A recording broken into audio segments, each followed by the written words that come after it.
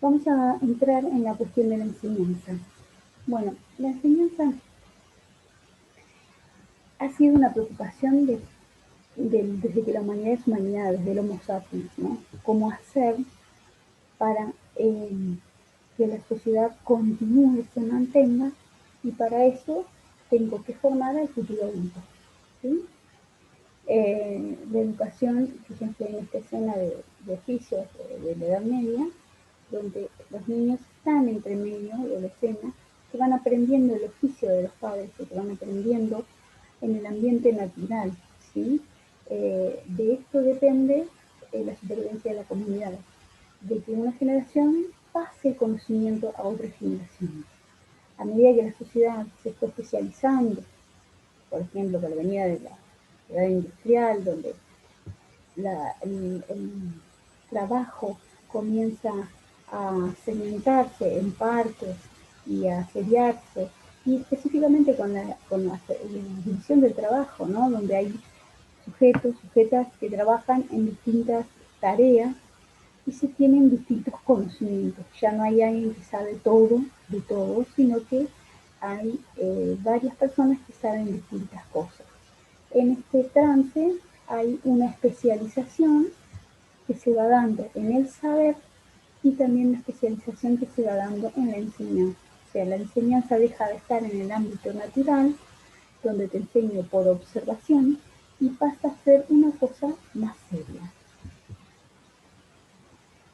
Uno de los autores que teníamos en la entrada, que se llama Stephen Myers, genera como una fórmula, como para hacerla más abstracta, más elemental, como para advertir cuáles son los elementos de la enseñanza de manera científica, para que podamos encontrarla en cualquier situación de enseñanza. Y la fórmula es esta, donde D es del docente o enseñante, aquel que enseña, donde delta es la acción o enseñanza, donde E es estudiante o aprendiz, donde X son los contenidos e Y hay un propósito. Entonces quedaría la ecuación. Hay una docente que enseña un contenido a estudiantes a fin de alcanzar cierto propósito. Esta es una fórmula genérica de entender la enseñanza, como para delimitarla como objeto de estudio. Ahora vuelvan ustedes de nuevo a estas imágenes. Vuelven a considerar las mismas imágenes como imágenes de enseñanza o hay algunas que ustedes considerarían que no. ¿Y qué elementos nuevos reconocen? Si pueden llegar a reconocerlos. Ahora, en esta enseñanza que teníamos el estudiante, el contenido y el enseñante, hay una relación asimétrica. O sea, realmente hay alguien que tiene un saber, es portador de un saber que el otro no posee. Entonces, la enseñanza supone una situación inicial asimétrica con respecto al conocimiento y al establecimiento de una relación que permita un cambio en esta situación mediante la obtención por parte de quien no lo tiene de aquello que no poseía inicialmente, ¿sí? En esos términos se da la relación asimétrica, ¿sí? Hay un conocimiento organizado que ese enseñante posee y que puede estructurar para que el otro tenga. Se supone que el otro no lo tiene que alcanzarlo, ¿sí? Aunque la relación no es causal, ¿no? Bien, si fueran adelante de nuestros textos, ¿qué elementos reconocerían nuevos, ¿no? Y cómo reformularían esas respuestas? Y la profesora Coles, Fabi Coles, uno de los textos que ustedes tienen de ellas es La enseñanza, dice lo siguiente: la enseñanza es siempre una forma de intervención destinada a mediar en relación entre un aprendiz y un contenido a aprender, y por tanto una actividad marcada tanto por los rasgos de conocimiento a transmitir como por las características de sus destinatarios. Primero aparece esta triada la tríada didáctica que se llama, donde tenemos un estudiante, una estudiante, una enseñante, un contenido a aprender, y además hay una mediación, o sea, el enseñante está haciendo algo con ese contenido para que el estudiante lo obtenga, ¿sí? No es nada más que estén los tres en la misma instancia, sino que se da una relación particular. Lo que busca él o la enseñante es mediar entre ese contenido y el estudiante y sus particularidades, dice. O sea, cómo sabe, cómo se acerca, cómo se comunica. O sea, hay un montón de variables que va a tener que tener en cuenta del aprendiz o de la aprendiz para poder desarrollar esa mediación entre uno y otro. Entonces acá nos queda la pregunta, bueno, ¿cómo es entonces? Si enseñar no causa aprendizaje directamente. Entonces Mayer dice que hay una cuestión que es ontológica, o sea, del ser de la cuestión de la enseñanza. Enseñar implica que se supone que hay alguien que aprende, no hay una relación conceptual, pero no una relación este, de causalidad.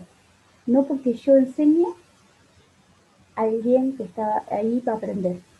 Y no porque el otro aprenda o la otra aprenda, se supone que yo enseñé. ¿No? Hay un aprendizaje que se llama incidental, ¿no? Acá tenemos a alguien que se pregunta cosas y puede ir a buscarlo, a indagar por sí mismo, por sí misma, ¿no? Entonces, hay algo del aprendizaje que tiene que ver con las preferencias y lo que quiere buscar aquel que aprende y aquella que aprende. Ahora, en enseñanza hay una particularidad dentro del elemento, la intencionalidad, ¿sí? Hay buscada una intencionalidad de que haya o se formule un aprendizaje en términos de rendimiento o de proceso, ¿sí?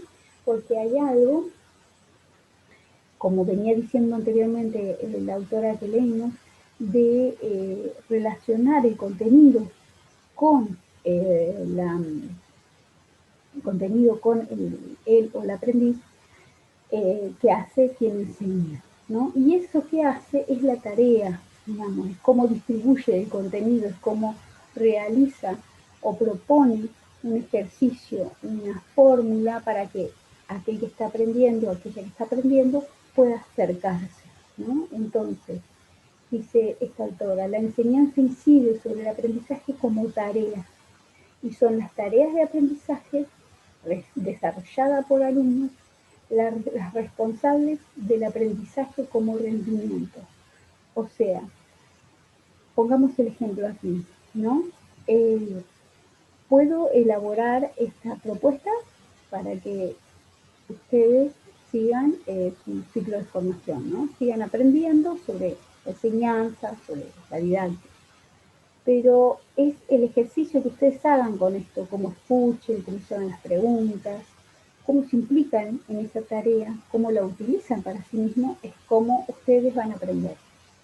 ¿No? No es que porque yo planteé todo esto puede servirles. Además puede tener fallas, digamos, puede estar mal presentada, puede estar mal elaborada, puedo no llegar a todo el mundo, entonces ahí tampoco podría decir que hay una relación causal de la enseñanza y el aprendizaje. Y puede ser que ustedes estén haciendo otras preguntas, pueden estar indagando, pensando, leyendo otros textos, y ahí habría un aprendizaje incidental que puede atravesar estos contenidos que estamos viendo, pero es de parte de ustedes, ¿no? Bien, bien. Ahora, la cuestión, ya que hablamos de la cuestión genérica de la enseñanza, como, digamos, como significante que delimita qué es una situación de enseñanza y cuál no es una situación de enseñanza. Pero ustedes estuvieron estudiando las perspectivas pedagógicas, ¿no? Y allí estuvieron viendo básicamente en distintas corrientes y distintos pensamientos filosóficos pedagógicos que era una sujeta educado, educada, ¿no? Cómo una sociedad se plantea que hay un sujeto y una sujeta que está educado o educado. Esto tiene que ver más con los modelos más abarcativos, con los modelos sociales y políticos que se desarrollan en la sociedad. Ahora, estos modelos que dicen cuál sería la finalidad de la educación, que plantearían los propósitos más generales, cada situación de enseñanza, cada modelo de enseñanza va a estar enmarcado en esos propósitos o fines más generales. Por ejemplo, si ustedes ven acá en la educación tradicional, si lo que quiero es un modelo de sociedad obediente y que acumule conocimientos. Bueno, ¿cuál sería mi modelo de enseñanza?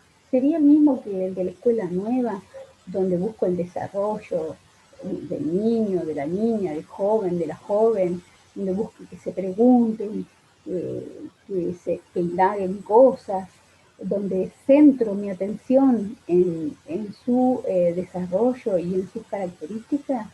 ¿O sería la misma de aquella que plantea un modelo emancipador? Como acá pongo las fotos de la película que ustedes vieron, en Nietzsche, que es maravillosa, y sería de la misma manera en que se enseñaría cuando se habla de leer el mundo y que a partir del mundo yo puedo leer otras cosas o poder el saber. ¿Cómo haría yo mi modelo de enseñanza si quiero que mis estudiantes lean el mundo, ¿no? Y se hagan autónomos y autónomas y sean sujetos que puedan desnaturalizar las injusticias? Serían los mismos contenidos, las mismas situaciones. Piensen cómo se daría, no sé, por ejemplo, la llegada de Colón a América. En estos modelos, ¿serían los mismos contenidos? ¿Serían las mismas, las mismas formas? ¿Serían las mismas preguntas que se hicieran? ¿Cuál es la idea de clase en cada una de ellas? ¿A qué le llamarían la clase? ¿No? Y piensen ustedes también qué se les ha movido a ustedes. Ustedes hicieron una escritura al principio en el que argumentaban por qué habían elegido la carrera. Ahí mismo yo les pedí que ustedes indagaran qué ideas tienen sobre la enseñanza, porque también ahí influyen ideas sobre la enseñanza. ¿Ha cambiado algo desde que empezaron a ver algo de pedagogía? ¿Se ha movido alguna de esas ideas? Piensen, porque eso es importante. Anoten eso que piensan como guía, como orientación para ir preguntándole sucesivamente a las materias sobre esto que ustedes van a hacer, profesores y profesoras, ¿sí? Y van a trabajar con enseñanza. Porque cada modelo, cada propuesta pedagógica se define en términos normativos, prescriptivos, en un diseño curricular, ¿sí? Entonces, vayan ustedes a estos diseños, ¿no? Los pueden encontrar en la ABC, vean qué dicen sobre la enseñanza, qué conceptos, qué características tienen esos modelos. Piensen cuál es el modelo, la meta de sujeto y sujeta que tiene cada uno de estos diseños. Ahora bien, esto de que la enseñanza esté ubicada en un lugar más amplio, social, ustedes vieron que la constituye en una problemática social, ¿no? Es una problemática social porque es una problemática y una construcción social, ¿no? Cada sociedad va a construir el tipo de escuela que necesita. Y por lo tanto el modelo de enseñanza, la forma que le parece mejor enseñar, ¿no? O sea, ya estaríamos saliendo de esa mirada genérica de la enseñanza para encontrar una mirada más elaborada que tenga relación con los fines, como estuvimos diciendo. Entonces, el problema es qué se enseña y a quién. O sea, cómo se distribuye el capital cultural. Es una cuestión de distribución del capital cultural. ¿Quién decide cómo y qué se enseña a cada grupo etario, a cada grupo social, y en esto hay pujas, ¿sí? Porque enseñar tiene consecuencias individuales para las personas. ¿Cuántas veces hemos tenido algún maestro que nos ha dejado marcado bien y cuántas veces hay un maestro que nos ha dejado marcado mal, ¿no? Hay consecuencias personales y hay consecuencias sociales para una sociedad. Cómo nosotros planteamos el proyecto pedagógico más amplio y los modelos de enseñanza más al interior de específicamente el aula. Y en esto no deja de haber puja de poderes. Siempre va a haber alguien que quiera plantear un modelo y una distribución del capital. Nomás piensen cuando a las mujeres no se las dejaba ir a la escuela, o sea, no necesitaban aprender y leer. ¿Cuáles eran los saberes que tiene una mujer? Y aprender a coser, a cocinar, a cuidar la casa. Era suficiente, ¿no? Entonces, esa, tenemos que la enseñanza dentro del marco de un proyecto educativo más grande tiene algunas preocupaciones que resolver. Una de las primeras es formar para el trabajo y la ciudadanía.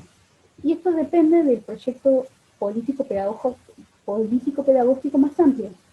Por ejemplo, ¿qué saberes tiene que saber una persona que va a trabajar, por ejemplo, de repartidor o repartidora? ¿No? Manejar una moto, una bicicleta, usar un celular, esos elementos. Una persona que se tiene que preparar para un trabajo más especializado, habrá otros contenidos, otras formas, y también otras formas de enseñar ese contenido.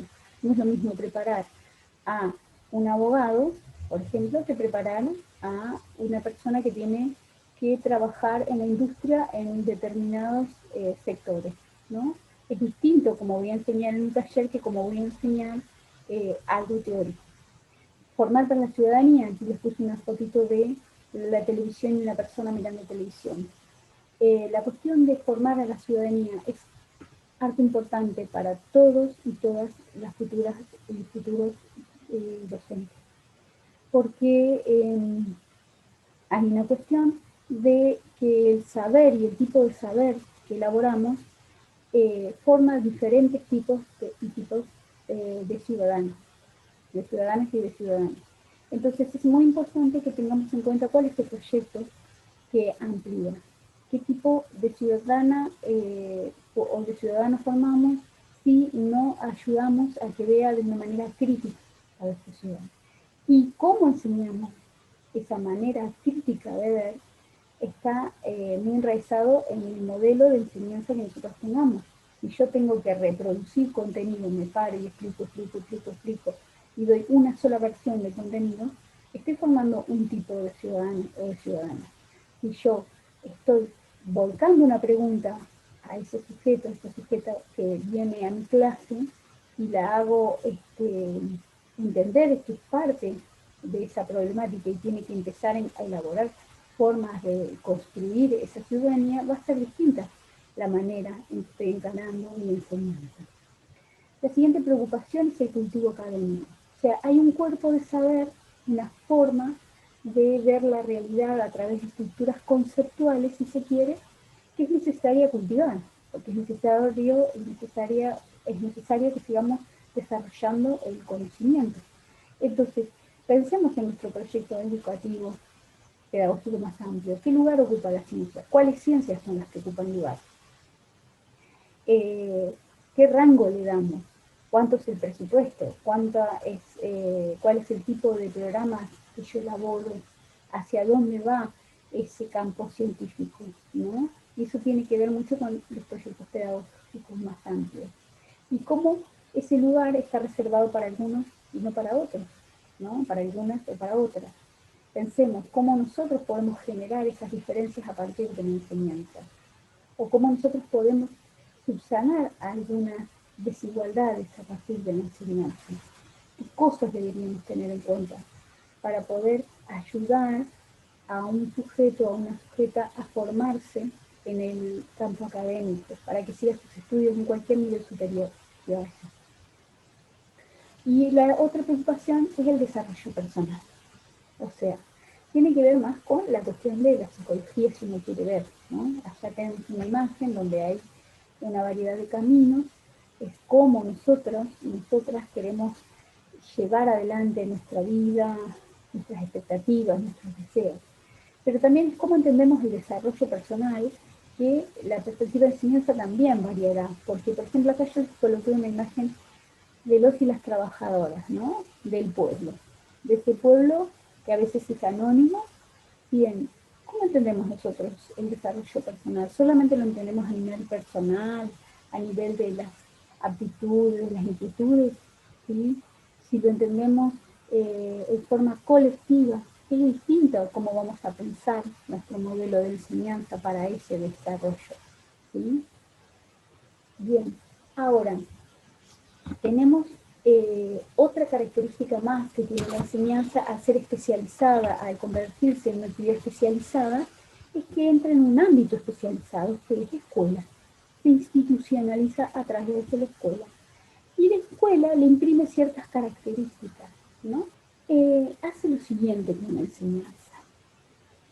Ya no está más en el mundo natural, sino que ahora se hace un espacio social recortado y separado del ámbito social, ¿no? Se lo saca a los niños, se las saca a las niñas y se las coloca, y a las jóvenes, y se las coloca en un ámbito especializado, recortado, donde hay mayor o menor vínculo con la realidad, ¿no? O sea, no es que reproducimos la realidad tal cual es, sino que hay un vínculo. Se selecciona alguna cantidad de esa realidad para ser trabajada. En esta imagen yo les puse una propuesta que es que hay unas escuelas en la costa que se llaman de la pedagogía Waldorf o algo así, que tienen que intentan buscar, por eso yo les decía el vínculo con la realidad mayor o menor, donde se supone que los y las niñas van aprendiendo sobre la ecología armando su propia escuela de manera ecológica, ¿no? La escuela es una construcción ecológica pensada por toda la comunidad que va a esta escuela y los niños y las niñas son partícipes de la construcción de esta escuela. Entonces hay algo que se quiere enseñar que está inmerso un poquito más en la realidad, que si yo quiero ver el diseño de una escuela y cómo se haría en plan, ¿no? Por ejemplo. Otra de las cosas que hace es que delimita el espacio en el aula. Puede ser un lugar físico, pero también ahora, con las tecnologías, con la introducción de las tecnologías y ahora con este contexto de pandemia, donde todo se vio atravesado por la ASPO, se convierte también en una cuestión virtual. O sea, esta aula ha sido reformulada, estudiada, cada teoría ha elaborado el aula de distintas maneras. O sea, es el mismo espacio, pero depende de la manera en que yo conciba la enseñanza, es cómo voy a distribuir, cómo voy a darle uso. Y también depende de los niveles. Ustedes van a ver un aula de jardín que es muy distinta de cómo se utiliza, por ejemplo, en una escuela primaria o secundaria, ¿no? Entonces, cómo le doy uso a ese espacio también depende de la teoría de enseñanza que tengo o con la que propongo mi enseñanza. Por otro lado, otra de las características que le da es la descontextualización de los contenidos, o sea, los recorta. O sea, yo no puedo enseñar todo. Por ejemplo, acá yo les puse una imagen de un geólogo y algunos niños estudiando rocas. El geólogo tiene una actividad específica, estudia el espacio de determinada manera, con determinado instrumento y con determinado conocimiento que va elaborando.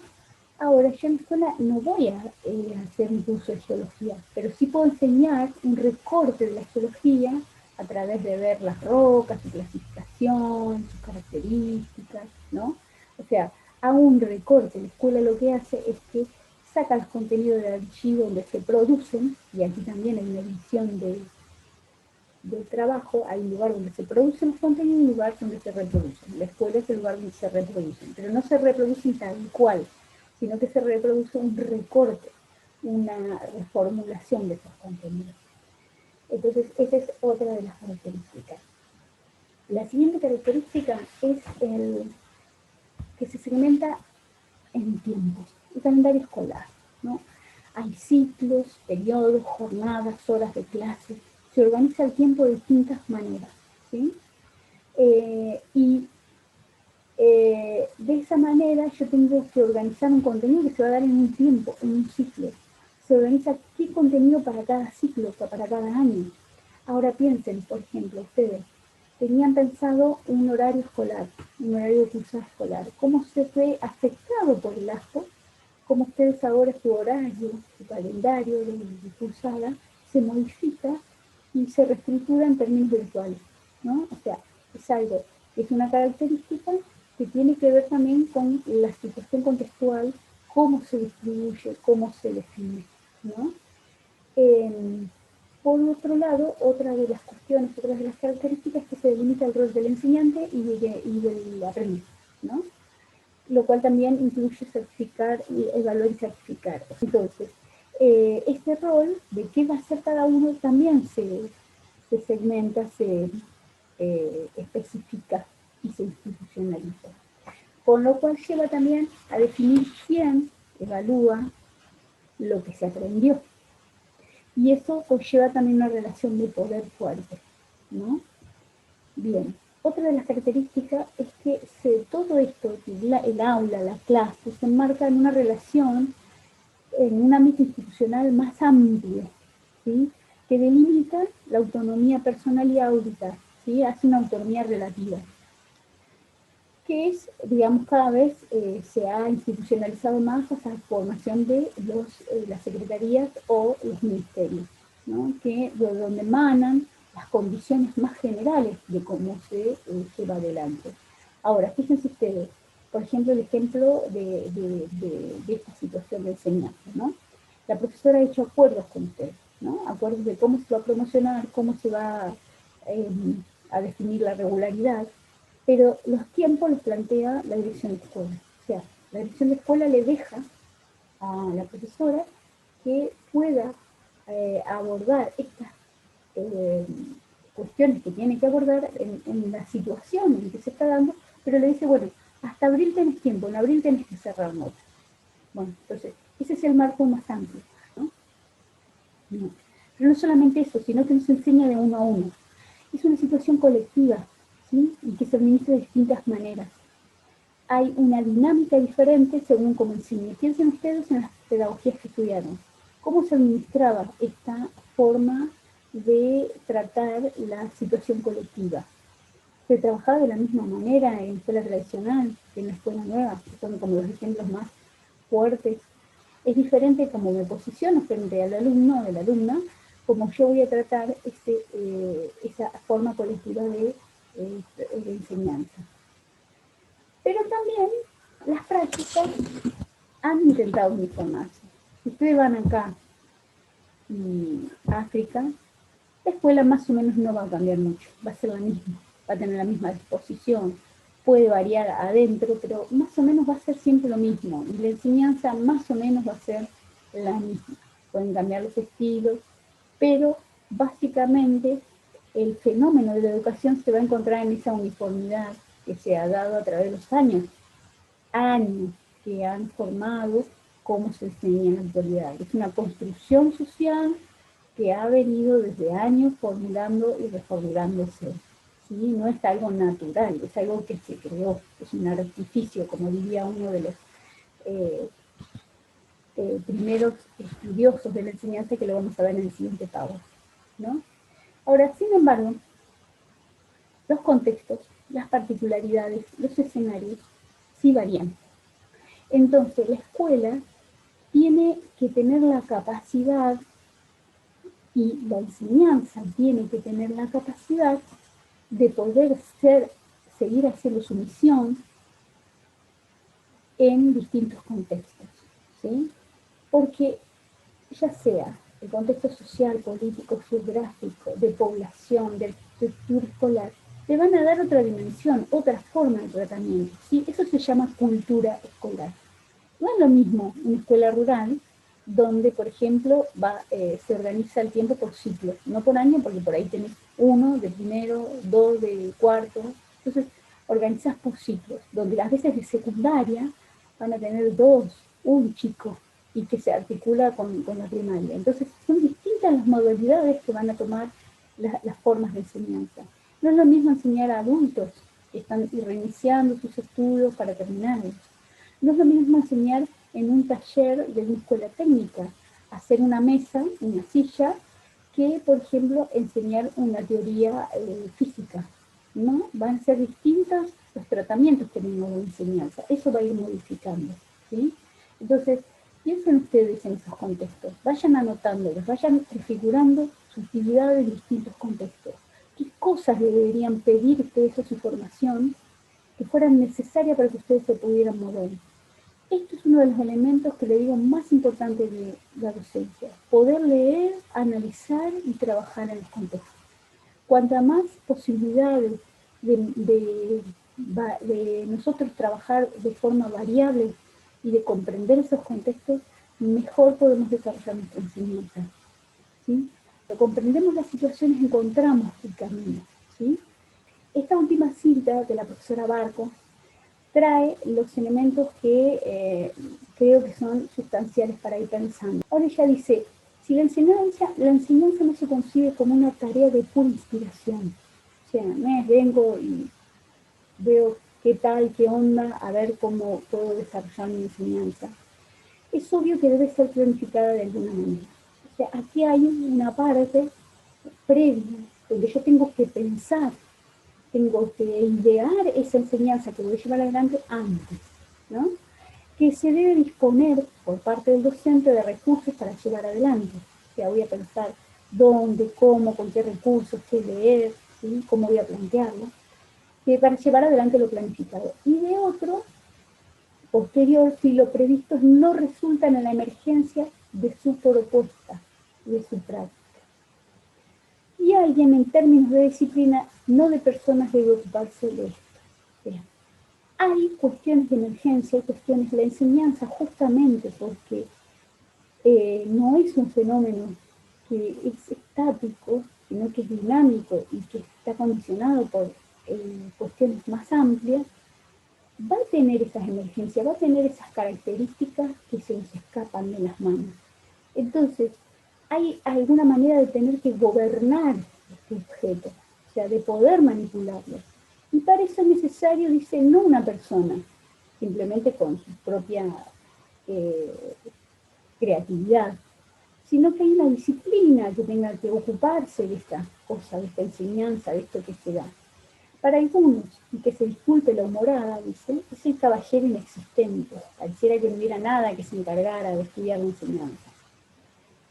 Y más adelante dice, resultó ser una tapa, porque el menester resulta poco académico y excesivamente doméstico. O sea, pareciera que las grandes disciplinas no pudieran encargarse de la enseñanza. Pareciera que fuera un tema menor, pero no es un tema menor. Y las ciencias de la educación, que más adelante vamos a especificar, se han encargado de este fenómeno que es la enseñanza. Dice, pero el menester en cuestión no es irrelevante para quienes enfrentan la práctica cotidiana del aula. Exactamente. Saber cómo enseñar es algo sumamente importante, que no puede dejarse librado al azar y a las capacidades de cada uno y de cada uno. Y aquí radica tal vez el kit de la cuestión. Entre las urgencias de lo cotidiano y las lógicas de mora de la construcción teórica está ese actor social que es el docente, ¿no? Bien, van a ser ustedes futuras docentes, ¿sí? Y acá tenemos algo muy importante que seguir pensando. ¿Cómo nos miramos hacia el futuro? ¿Cómo consideramos esta construcción? Y es importante que en esta etapa empecemos a hacerle preguntas a las materias que tienen que ver con la enseñanza y con la formación del profesor y de la profesora. Porque a partir de ahí vamos a poder encontrar y elaborar los problemas que van a surgir en el futuro. Sigan preguntándose, sigan anotando sus inquietudes. Eso les va a ayudar cuando tengan que ejercer la profesión.